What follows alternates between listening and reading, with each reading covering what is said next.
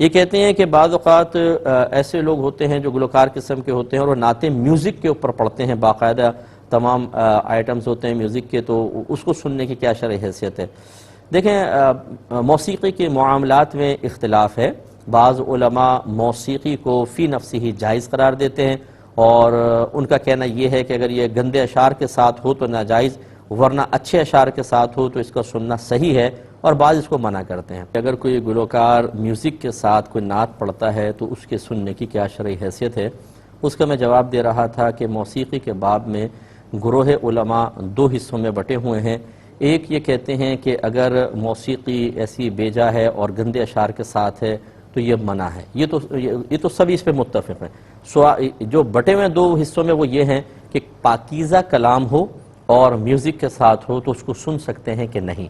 تو ایک گروپ تو وہ ہے کہ جو کہتا ہے کہ نہیں سن سکتے ہیں، وہ یہ کہتے ہیں کہ موسیقی حدیث میں منع ہے۔ نبی کریم صلی اللہ علیہ وسلم نے قرب قیامت کی علامات میں سے یہ بیان فرمایا کہ آلات موسیقی کو حلال کر لیا جائے گا، لہٰذا وہ منع فرماتے ہیں۔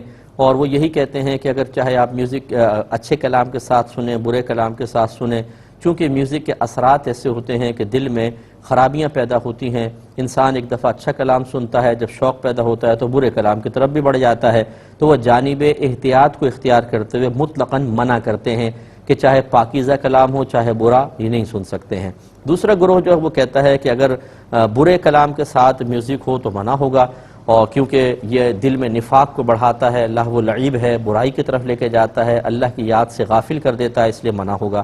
لیکن وہ کہتے ہیں کہ جب پاکیزہ کلام کے ساتھ میوزک ہوتا ہے تو پاکیزہ کلام کا ایک اپنا اثر ہوتا ہے، اور یہ میوزک اس کے اثر کو بڑھاتا ہے، اور پاکیزگی کا اثر بڑھے تو اس سے تو اچھے طبیعت پہ اثرات مرتب ہوتے ہیں، لہٰذا ان کے نزدیک سننا جائز ہے۔ جب مسئلہ مختلف ہی ہے تو بہتر یہ ہے، ہم ہمیشہ یہ کہتے ہیں کہ آپ کسی ایسے عالم دین مفتی صاحب کو منتخب کریں جو صحیح العقیدہ بھی ہوں اور اچھے ان کے مسائل پہ گہری نظر ہو، ان کو فالو کریں اور پھر ان کی سوچ و فکر پر آپ چلیں۔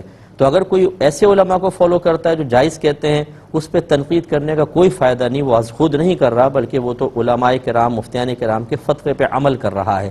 اور اگر کوئی ان محتاط علماء جو احتیاط کہتے ہیں کہ بھئی احتیاط ہے، ان کو فالو کر رہا ہے تو اس پر تنقید نہیں ہونی چاہیے۔ خلاصہ کلام یہ ہے کہ آپ جس کو فالو کرتے ہیں اس کے حساب سے چلیں۔ ہم بہرحال اس سے اجتناب کا ہی کہتے ہیں، اور انہی علماء کو فالو کرتے ہیں جو جانب احتیاط کو اختیار کرتے ہیں۔ آپ عوام کی اکثر حالت دیکھ لیں، آپ ان کو انگلی پکڑا دیں، یہ پہنچے تک پہنچ جاتے ہیں۔ جو مزارات کے اوپر آج کل بہت ساری خرافات رائج ہیں، کیا ہمارے اکابرین نے ان خرافات میں مبتلا ہونے کے لیے لوگوں کو مزارات پر حاضری کی اجازت دی تھی؟ یقیناً نہیں۔ انہوں نے لمیٹیشنز قائم کی تھی، قیودات لگائی تھیں، شرائط لگائی تھیں کہ ان شرائط کے ساتھ آپ جا سکتے ہیں، وہاں پہ ہوں، پھر واپس آ جائیں۔ یہ لیکن لوگ پھر جب ان لوگوں کے ہاتھ میں معاملہ آتا ہے تو پھر وہ اس کی پرواہ نہیں کرتے۔